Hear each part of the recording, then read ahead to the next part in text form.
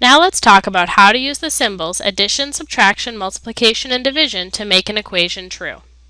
In order to do this, we're going to need to remember our order of operations, which states that we're going to do whatever's in the parentheses, then multiplication and division together moving from the left to the right, and then addition and subtraction together moving from the left to the right. This gives us 3 clear steps.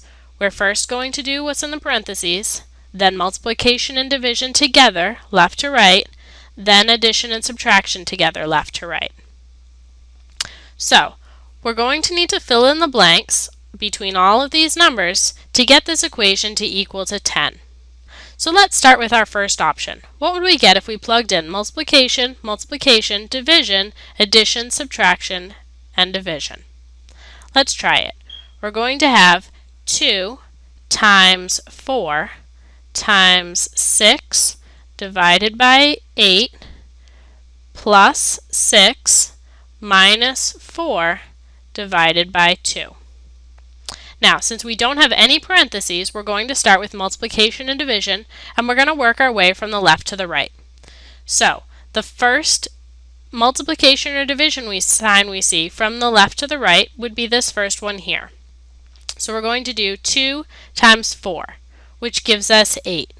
And the rest of our equation is going to stay the same. So we have 8 times 6 divided by 8 plus 6 minus 4 divided by 2. Now, again, we're going to continue moving from the left to the right. So now our leftmost multiplication or division sign is this multiplication sign here. So we have 8 times 6, which gives us 48, divided by 8 plus 6 minus 4 divided by 2. Again, we're just going to continue right along. Our next multiplication or division sign is now on the left. So we have 48 divided by 8 would be 6, plus 6 minus 4 divided by 2. Now we can't continue to move from the left to the right because our next sign is an addition sign. So we're going to skip down to our last division sign, which is at the end of the problem. So now we're going to have 4 divided by 2, which is 2. So we're going to have our 6 plus 6, which stays the same, minus 2. Now that we're done with our multiplication and division, which was our second step, we can move on to the third step.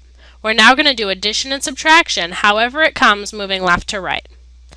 Our first addition or subtraction sign from left to right is this addition sign, so we're going to do 6 plus 6, which gives us 12.